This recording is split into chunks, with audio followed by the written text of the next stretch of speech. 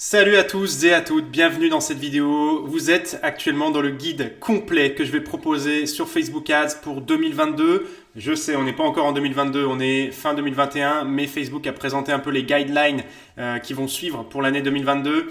Et puis je sais déjà tout simplement comment je vais lancer mes propres campagnes et celles de mes clients en 2022 pour générer un maximum de retours sur investissement.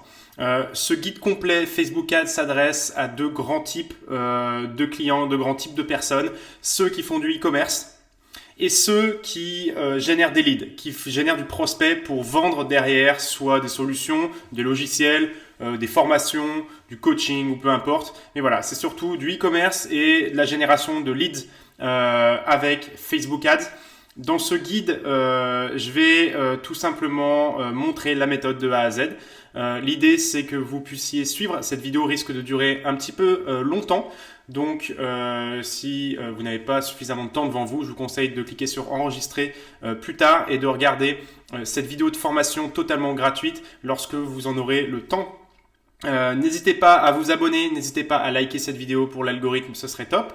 Et puis, on est parti. On est parti dans ce guide Facebook Ads. Il faut savoir, pour me présenter brièvement, qui suis-je pour vous former? Tout simplement, j'ai l'agence Drop Agency que j'ai fondée en 2018. On lance des campagnes sur Facebook pour le compte de clients. On est environ une cinquantaine de clients sur Facebook Ads. Du e-commerce et de l'info business principalement. Donc depuis 2018, je lance des campagnes pub et Facebook a évolué énormément et continue d'évoluer avec notamment iOS 14.5, avec la transformation vers Meta, toutes les plateformes du groupe Facebook et on arrive à obtenir à l'heure actuelle des retours sur investissement d'environ 4-5 et je vais expliquer dans ce guide complet comment vous pouvez faire de même. Et pour les plus sceptiques, pourquoi je fais cette vidéo de formation? Parce que j'ai souvent ce type de commentaires. Tout simplement parce que ça me ramène des clients. Je fais cette vidéo parce que ça me permet d'être référencé sur les mots-clés Facebook, Facebook Ads, etc. Et en toute transparence, ça me ramène des clients. Il y a des personnes, des entreprises qui viennent ensuite me contacter pour tout simplement lancer leur campagne publicitaire avec mon agence parce qu'on obtient des gros retours sur investissement. Et d'ailleurs, si ça vous intéresse, vous pouvez cliquer sur le lien qui est dans ma bio et vous pouvez tout simplement venir demander à travailler avec mon agence Drop Agency. Et pour ce faire, le lien est dans la bio. Et aussi, pendant que j'y pense, si ça vous intéresse tout simplement de lancer vous aussi votre agence marketing, il y a un deuxième lien dans la bio et c'est une formation gratuite, là aussi d'1 heure, pour tout simplement vous aider lorsque vous êtes débutant à lancer et à développer votre agence marketing comme je l'ai fait. Maintenant qu'on est clair avec tout ça, c'est parti, on va se lancer dans le vif du sujet. Alors, il y a 3 grandes choses qu'il faut prendre en compte lorsqu'on veut faire de la publicité sur Facebook. Il y a premier point, le ciblage. Deuxième point, l'offre. Et puis troisième point, la publicité. À chaque fois que vous allez lancer une campagne publicitaire sur Facebook en e-commerce ou en génération de leads, il va falloir réfléchir à ces 3 points. La première chose, c'est le ciblage. Il faut tout simplement venir réfléchir à qui est votre personnage cible, quelle personne va acheter dans votre boutique e-commerce, quelle personne va pouvoir ensuite, une fois que vous aurez généré ce prospect-là, acheter votre solution de logiciel ou de formation. C'est le premier point, c'est dresser le persona. D'accord ? Alors, on va chercher en général les critères d'âge, de genre et d'intérêt. Vous allez tout simplement mettre sur un papier quel âge environ a la personne qui va acheter dans votre boutique. Quel est son genre? Est-ce que c'est un homme, une femme? Et quels sont ses intérêts? Quel magazine il lit? Quelle information il suit? Quel entrepreneur il suit? Dans quel lieu il travaille? Qu'est-ce qui l'intéresse? Quelles sont ses passions? Par exemple, si vous vendez des outils de jardinage, ça va être tout ce qui va être autour du jardinage. Ça va être des magasins de jardinage, ça va être des revues de jardinage, etc., etc. Ce qu'il faut comprendre maintenant en 2022, c'est que le ciblage est beaucoup moins important que ces 2 et 3e points, l'offre et la publicité. Pourquoi? Parce que désormais, l'algorithme de Facebook comprend il faut toucher avec la publicité. Il comprend votre publicité et il va la pousser devant les bonnes personnes. Et pour ce faire, il faut absolument, lui fournir de la data. Donc au début, forcément, vos campagnes ne seront pas ultra optimisées, peu importe, même si vous faites un ciblage laser, ce qui est une hérésie, donc cibler avec l'âge et le genre et l'intérêt et cibler uniquement des petites audiences, c'est une erreur. Mais il va falloir lui fournir de la data. Environ 50 événements sur 7 jours glissants. C'est-à-dire par exemple 50 ajouts au panier sur 7 jours pour qu'il puisse comprendre parfaitement qui est-ce qu'il faut cibler. D'accord ? Donc pour ça, il va falloir lancer des tests. Il va falloir envoyer de la data à l'algorithme et aux pixels de Facebook. Mais ça, on va le voir après. Pour l'instant, vous dressez votre persona, donc votre avatar client cible. Pourquoi ? Parce que ça va servir tout simplement pour les deux autres points. Non pas pour cibler, pour ne pas faire l'erreur que 90% des gens qui n'ont pas de résultats font, mais pour les deux autres points. Et on va le voir juste après. Donc une fois que vous savez concrètement qui vous pouvez aider, quel est votre prospect idéal, comment votre produit peut aider certaines cibles, et une fois que vous avez dressé cette cible, on passe à la suite. Donc l'idée c'est dresser un persona avec l'âge, le genre, l'intérêt, et de rester le plus large possible ensuite dans le ciblage de Facebook. Des audiences de 1 million, 2 millions, 3 millions de personnes, ça ne fait pas peur. Et de toute façon, sur les nouveaux comptes publicitaires, vous allez avoir le ciblage, l'extension de ciblage avancé qui va être activée automatiquement et vous ne pouvez plus la désactiver. Et donc ça montre que Facebook, dans ses guidelines en 2022 et par la suite, va tout simplement forcer les annonceurs à cibler large pour que l'algorithme puisse faire son travail, cibler correctement, avoir de la data et surtout, ça va lui permettre d'optimiser sans payer trop cher. Parce que si vous ciblez trop précisément, ça va faire monter vos CPM. Parce que vous allez vous retrouver en concurrence avec d'autres annonceurs et sur des cibles plus précises, plus restreintes. Et ça va faire monter tout simplement le CPM. Le CPM, c'est quoi ? C'est le coût par 1000, c'est le coût pour 1000 impressions. Et c'est ce qui permet tout simplement de savoir, de jauger à combien on paye en termes d'enchères. Pourquoi ? Parce que Facebook Ads, c'est tout simplement un système d'enchères. On se retrouve face à d'autres concurrents, face à d'autres annonceurs. Tout simplement, on va enchérir pour apparaître sur le mobile ou l'ordinateur de l'utilisateur final. Et plus on cible large, plus l'algorithme peut faire des tests et plus il va nous trouver des audiences adéquates au moindre coût. Donc restez large sur votre ciblage. On va voir ensuite d'un point de vue détaillé avec le pixel, etc. Ensuite, deuxième point, l'offre. Ce qu'il faut comprendre, c'est que là, il y a deux types. Comme je m'adresse à deux cibles, il y a deux types d'offres. En e-commerce, ça va être tout simplement, dans 90% des cas, votre produit. Vous allez envoyer le trafic vers votre page d'accueil qui présente votre produit, si vous êtes sur un single product, sur un monoproduit. Une page de collection, si vous êtes une marque avec beaucoup de catalogues et que vous aimez tout simplement présenter, gagner aussi en notoriété. Ou alors directement la page du produit final. Donc pour la partie offre en e-commerce, on la connaît, c'est le produit qu'on veut vendre. Pour la partie génération de leads, donc pour la partie lead gen, là l'idée c'est concrètement de chercher à trouver des personnes qui seraient intéressées par une offre gratuite. Pourquoi ? Parce que lorsqu'on fait de la publicité, et notamment sur des offres à étiquette avec la génération de leads, il faut pouvoir créer une publicité ensuite qui va être suffisamment attrayante pour pouvoir récupérer les coordonnées. Si vous voulez vendre quelque chose directement, si vous voulez chercher à faire du profit tout de suite, vous allez faire zéro profit. Donc si vous vendez une formation, il va falloir d'abord générer des leads. Et ces leads-là, il va falloir leur proposer une offre gratuite. Donc ça peut être une vidéo. Et donc dans ce cas-là, c'est ce qu'on appelle un tunnel VSL, Video Sales Letter, et c'est ce que je conseille. Ensuite, tu peux faire un e-book. Donc là, il y en a qui vont, par exemple en immobilier, proposer un e-book gratuit, un e-book offert. Ça peut être un test d'éligibilité. Donc là, on peut faire un Typeform, donc un quiz en ligne pour pouvoir récupérer des leads. Éligibilité à tel process ou tel produit. Ça peut être donc tout ce qui va être quiz. Et ça peut être, en termes d'offres gratuites, tout simplement un audit gratuit par exemple par téléphone. Pour générer des leads, on va toujours proposer une offre gratuite sur mesure qui va découler d'abord du ciblage. Par exemple, si on cherche des propriétaires et qu'on veut générer des leads pour une agence immobilière, on peut proposer un e-book qui va découler de cette cible. Comment faire de votre maison, comment vendre votre maison en 7 étapes, comment vendre votre maison 2 fois plus rapidement en 7 étapes. Voici le e-book à télécharger en 2022 en lien avec, la crise ou peu importe. D'accord ? C'est toujours créer une offre gratuite précise, la plus précise possible, qui va répondre à un besoin, à une demande, à une frustration du client cible. En e-commerce, pareil, il faut que le produit réponde à un besoin, une demande, une frustration du client cible. Ou alors une envie, une pulsion, une émotion, si on vend par exemple des vêtements, parce que voilà, les vêtements ne vont pas résoudre réellement de problème. Mais c'est plus des achats plaisir. Et pareil, il faut que ça réponde à une demande de la cible. On ne crée pas la demande, on observe la demande, on observe la cible, et on connaît cette cible, et donc on propose une offre en fonction de ça. C'est comme ça qu'on fait de la publicité. Ok. Ensuite, troisième étape, la publicité.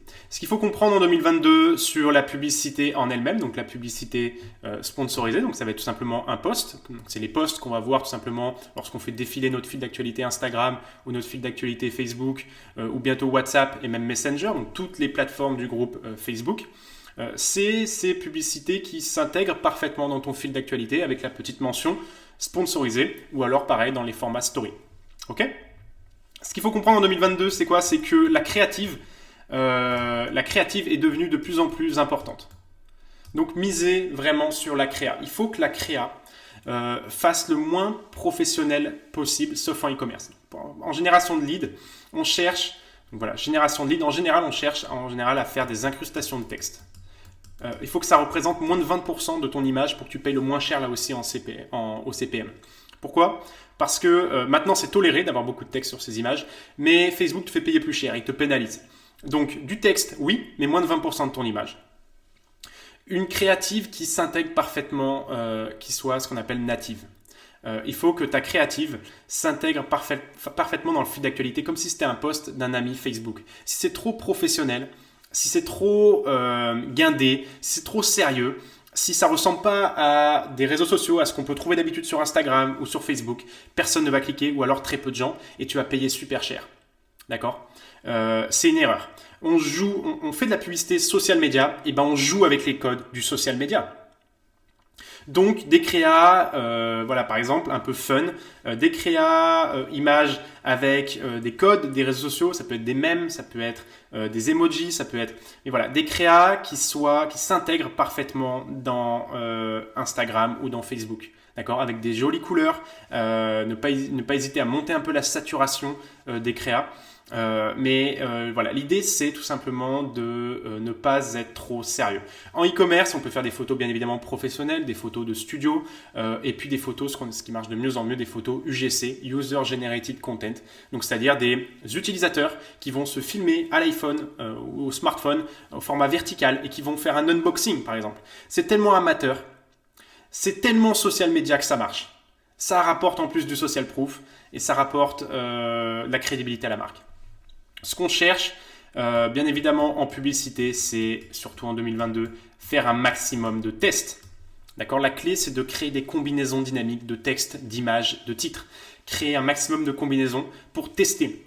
Derrière, ça permet aussi de fournir de la data à l'algorithme pour qu'il puisse ensuite optimiser au maximum. D'accord ? Donc, ne pas hésiter à cocher la case contenu créatif dynamique et puis lui fournir plusieurs créas, 4 images, une vidéo par exemple.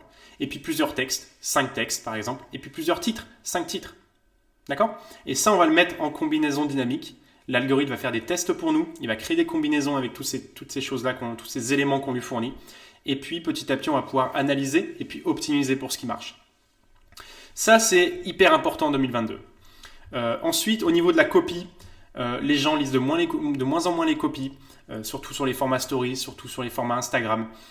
Donc la copie reste importante, mais il ne faut pas trop miser dessus. En e-commerce, la copie très peu intéressante, surtout la créa. En lead gen, il y a deux choses, il y a le short form ou le long form. Short form pour tout ce qui va être génération de lead gen B2C en volume, en masse. Par exemple, la génération de lead immobilier, par exemple. Long form pour tout ce qui va être de vente de formation, infoprenariat, donc des longs textes. Ok. Donc, ça, c'est les 3 points. Ce qu'il faut absolument, c'est que dans toutes ces choses-là, faire des tests. C'est-à-dire qu'on va faire plusieurs tests de ciblage. On peut faire plusieurs tests d'offres, mais on va surtout faire plusieurs tests de publicité. D'accord ? Parce que personne n'a la science infuse. La seule personne qui gagne, c'est celle qui fait le plus de tests intelligents et qui prend des décisions en fonction. On fait un test. Si ça fonctionne, feu vert, on fonce. Si ça ne fonctionne pas, on coupe. Et puis derrière, on va venir scaler. Et ça, on va en parler aussi dans ce guide. Donc ça, c'est pour la partie, voilà, les 3 grands piliers de la publicité. D'accord? Ok. Ce qu'il faut absolument, c'est avoir un compte donc Business Manager. Et donc vous allez sur business.facebook.com. Vous allez pouvoir vous créer un compte Business Manager avec un compte publicitaire. En 2022, ce qui va être hyper important dans ce qui change, c'est faire vérifier ensuite son Business Manager.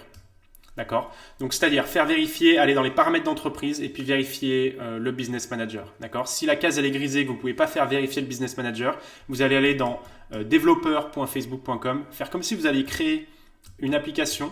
Ça, c'est un petit moyen de contourner, voilà, un petit tips.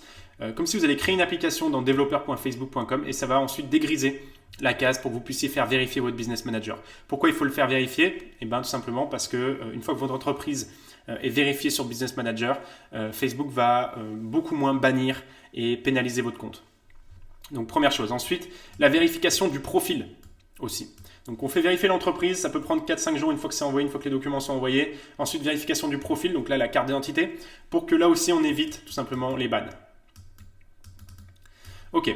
Ensuite, chose très importante à faire, si vous êtes sur Shopify, ClickFunnels, System.io, enfin peu importe votre site, il faut absolument que maintenant avec iOS 14, vous alliez dans Brand Safety à gauche et puis que vous fassiez vérifier votre nom de domaine. D'accord?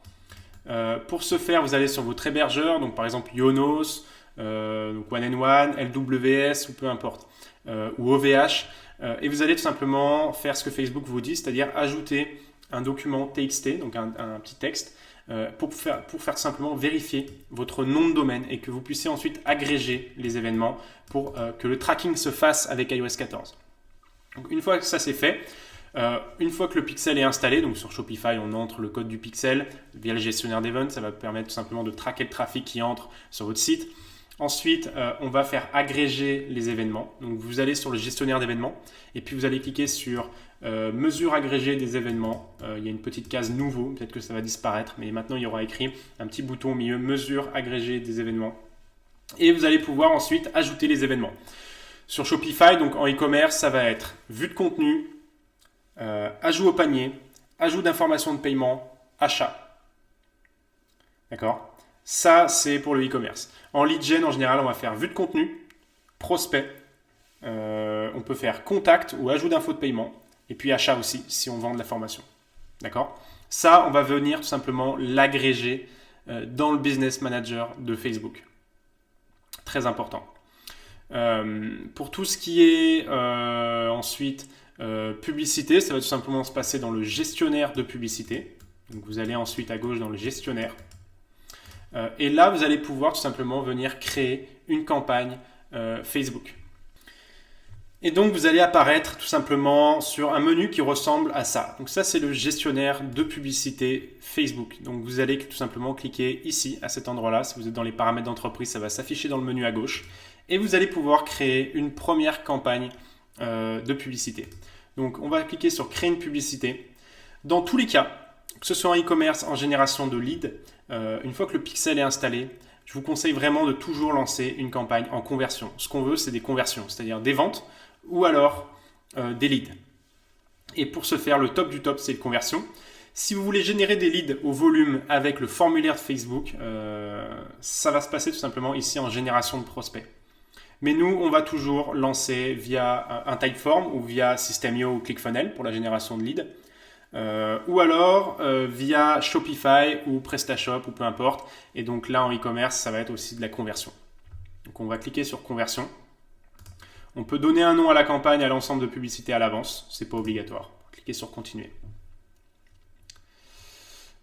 Donc, l'idée, c'est tout simplement ici de déclarer aucune catégorie parce qu'on n'est pas dans le crédit, on n'est pas dans l'emploi, le logement ou l'enjeu social, électoral, politique. Donc là-dessus, on peut laisser vide, sauf si bien évidemment vous êtes dans un de ces cas-là, mais en général non. On va rester donc voilà, en enchère, type d'achat enchère, en objectif de conversion. Aucune limite de dépenses de campagne. Si vous avez une limite de dépenses, vous couperez vous-même parce que sinon ça va forcer, brider l'algorithme, on évite. Le test AB, on va plutôt le désactiver parce qu'on va faire un contenu publicitaire dynamique après dans un deuxième temps. et on va faire nos tests nous-mêmes. Et puis, optimisation du budget de la campagne, c'est le fameux CBO, Campaign Budget Optimization, et ça, on va tout simplement laisser désactiver parce que ça va uniquement nous intéresser en scaling. Clique sur suivant. Donc là, on peut attribuer un nom à l'ensemble de publicités. On choisit un site web, pixel de démo, parce que voilà, je suis en train de vous faire une démo. On va choisir l'événement de conversion. Ici, forcément au début, comme vous n'aurez pas d'event, ça va être avec ce petit triangle jaune, ça va apparaître comme ça. C'est pas très grave. Par contre, il faut vraiment que l'événement soit agrégé, comme je vous ai montré juste avant. Donc dans le gestionnaire d'événements, n'oubliez pas, mesure agrégée des événements, et puis ajouter les events, et cliquez en bas sur envoyer. Ça peut prendre ensuite 72 heures. Mais c'est pas très grave, on peut lancer quand même en amont. Et donc on va tout simplement venir lancer en e-commerce, en général en achat direct, ça peut marcher. En génération de leads, ça va être prospect. Donc là voilà, il parle justement de la priorité des événements sur iOS 14.5, donc c'est la fameuse mesure agrégée.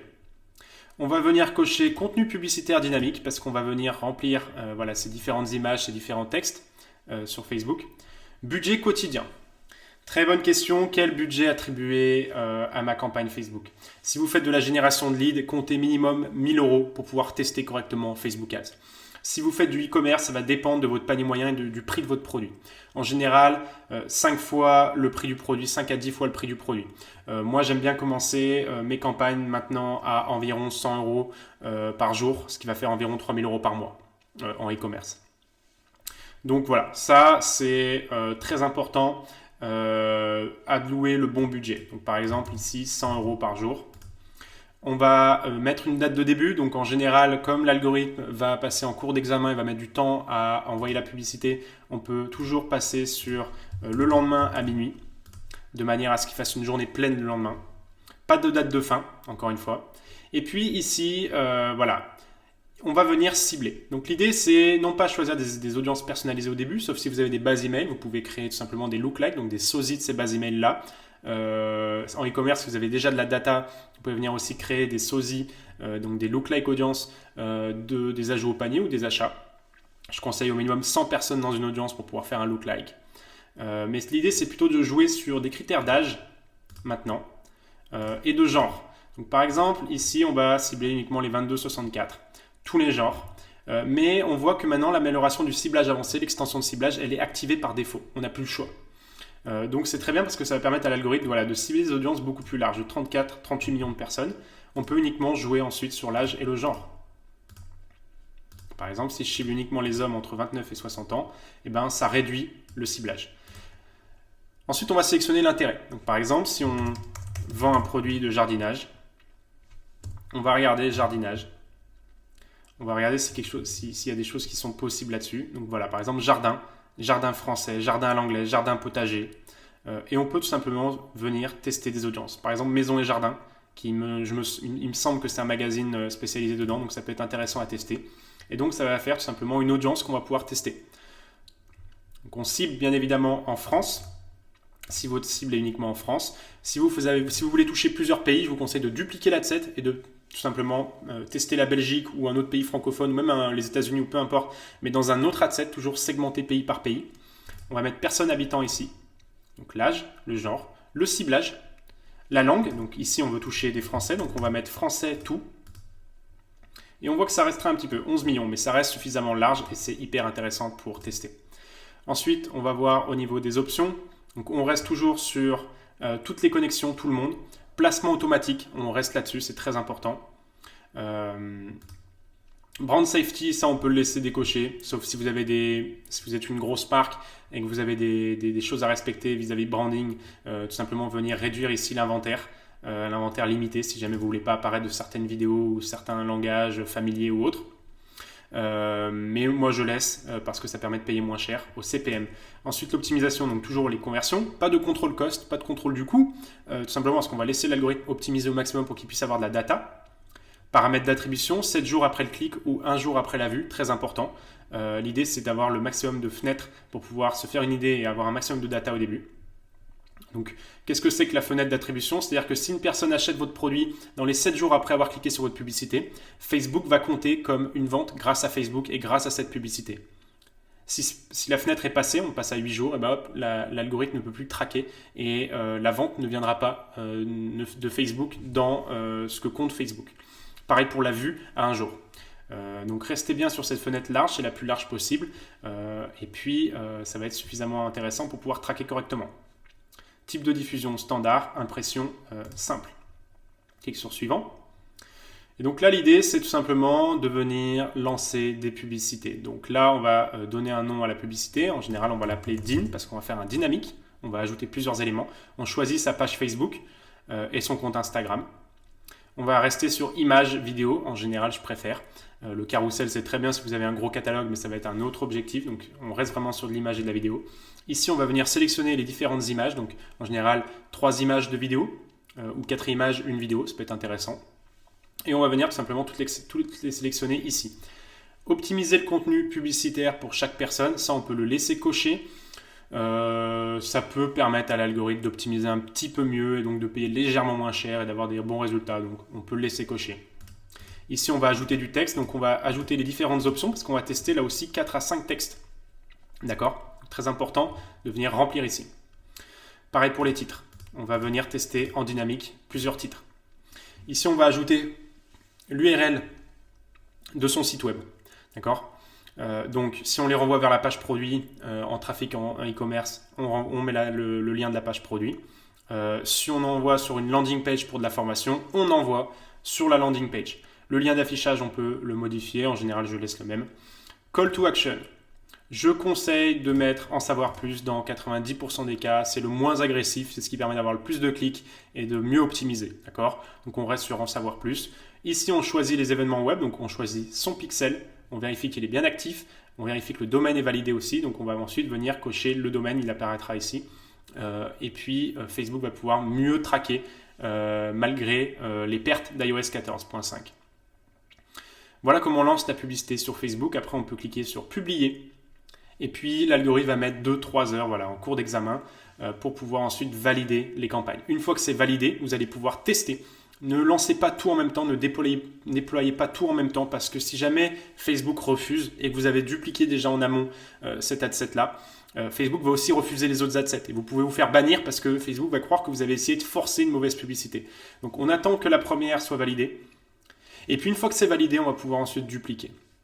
Et ensuite, on va pouvoir dupliquer, donc tester d'autres pays par exemple, ou tester d'autres audiences en dupliquant l'adset. On reste en ABO, donc pas de CBO lorsqu'on l'a vu ici, donc dans nouvelle campagne. On ne coche pas l'optimisation du budget de la campagne, d'accord ? On reste en ABO. Donc ça veut dire quoi ? Ça veut dire que le budget va être alloué au niveau de l'adset, de l'ensemble de publicité. L'ensemble de publicité, c'est ça. Donc au niveau de l'audience finalement qu'on a ciblée.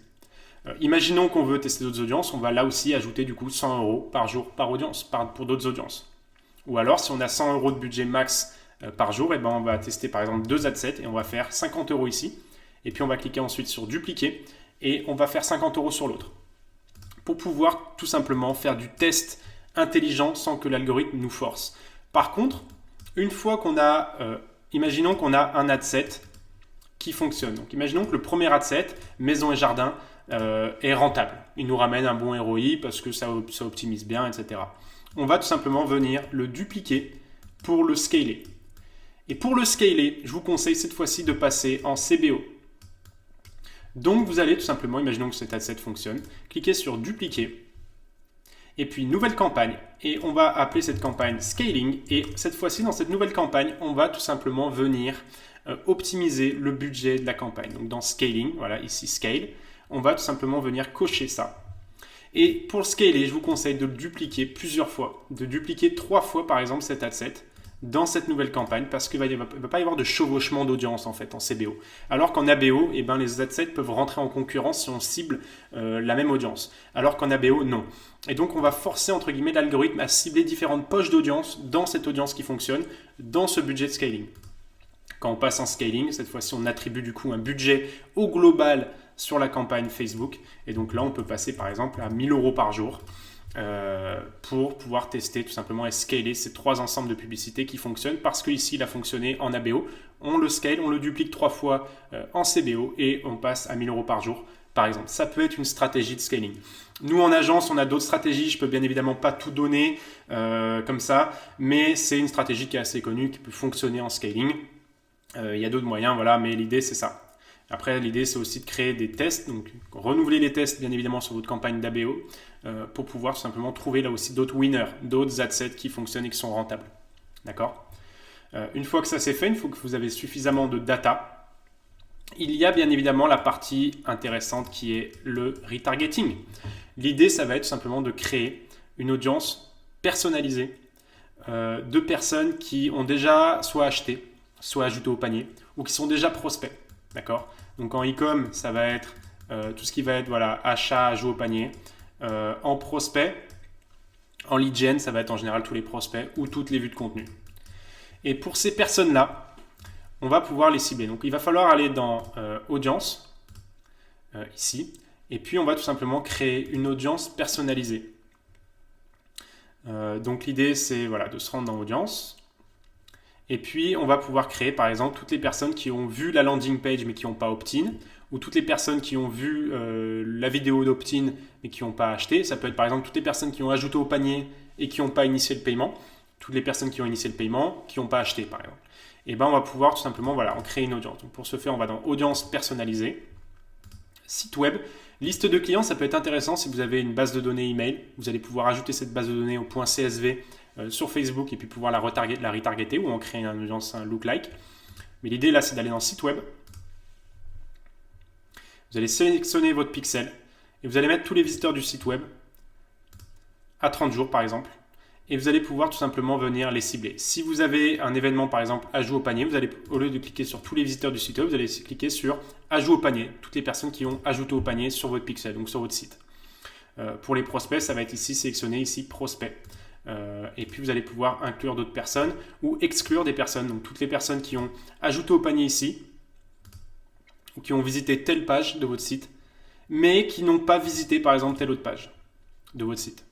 Et vous allez pouvoir en créer une audience personnalisée. Donc là par exemple toutes les personnes qui ont vu la landing page, donc la page d'atterrissage, mais qui ne se sont pas inscrits, mais pas opt-in. Et voilà un exemple d'audience personnalisée. Ensuite vous allez pouvoir en faire un lookalike, vous allez cliquer ici. Et puis créer une audience similaire. Et ça va vous permettre aussi de tester une audience. Facebook va vous chercher les sosies de toutes les personnes qui ont opt-in, enfin qui ont vu votre landing page mais qui n'ont pas opt-in par exemple. Donc là, on va sélectionner la France. Donc là, ce n'est plus du retargeting, l'audience similaire, parce qu'on va toucher peut-être 500 000 personnes. Ce n'est plus du tout du retargeting, mais ça peut être une audience à froid à tester. Maintenant, imaginons que vous avez testé cette audience vue LP mais pas opt-in, vous l'avez créée. Et bien tout simplement sur Facebook, dans votre gestionnaire de publicité, vous allez pouvoir tout simplement venir la choisir, donc dans modifier. Vous allez pouvoir créer une audience de retargeting. Et ici dans audience personnalisée, vous allez sélectionner votre audience. Par exemple, toutes les personnes qui ont vu la landing page mais qui n'ont pas opt-in à 180 jours. Et ici, on va venir couper ça. Et donc là, en cliquant sur suivant puis publier, vous allez pouvoir tout simplement lancer une publicité sur des audiences très restreintes qui vous connaissent déjà, donc une audience warm. Et cette audience-là, en général, est très intéressante et très intéressée parce que potentiellement, elle va pouvoir devenir client chez vous. Donc très important de penser au retargeting ensuite. Et donc on va adapter là aussi les créas et les publicités en fonction de ça. On ne va pas repartir sur les mêmes publicités cold parce que c'est une audience qui ne nous connaissait pas. Cette fois-ci, l'audience nous connaît et donc on va jouer là-dessus. On va pouvoir lui envoyer des publicités de social proof, donc de la preuve sociale. Ça va être par exemple de l'UGC, personne qui s'est filmé, comme j'avais dit au début, pour unboxer un produit. En lead gen, ça peut être, merci d'avoir vu cette vidéo, ce e-book. Pensez à réserver un appel et donc on les renvoie vers un call, ici vers l'appel. Et puis voilà, en e-com, ça peut être tout simplement d'autres créas avec aussi des avis, des témoignages. Ça peut être aussi de l'urgence, une promotion, moins 50% jusqu'à dimanche. Voilà, ça c'est du retargeting et ça fonctionne énormément. Je vous conseille d'allouer un budget de 20% de votre budget cold. Si vous dépensez 100 € par jour en cold, vous allez dépenser 20 € par jour en retargeting.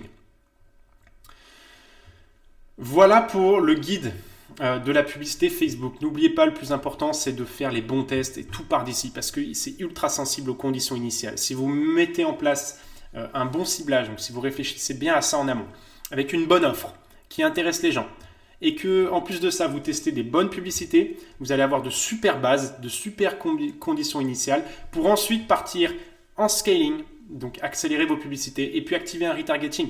Et vous allez créer une machine profitable et saine parce que vous avez bien fait ce travail-là de préparation en amont avec les bons tests. Et vous allez renouveler, vous n'aurez plus qu'à renouveler les tests et à tout simplement venir petit à petit augmenter les budgets et scaler votre offre. Voilà pour ce guide complet. Merci d'avoir regardé ce guide. J'espère vraiment que ça t'a aidé. N'hésite pas à me le dire dans les commentaires si ça t'a aidé. Peut-être que je ferai un guide sur YouTube Ads parce qu'on a beaucoup de clients aussi sur YouTube. Et puis encore une fois, si tu veux travailler avec mon agence, le lien est dans la description. Si tu veux toi aussi lancer ton agence, par exemple Facebook Ads, le lien est aussi dans la description. Une formation est gratuite. Voilà pour tout ce que j'avais à dire sur Facebook Ads en 2022. Merci encore à tous d'avoir suivi cette vidéo et puis je vous dis à bientôt pour peut-être un prochain guide sur YouTube Ads.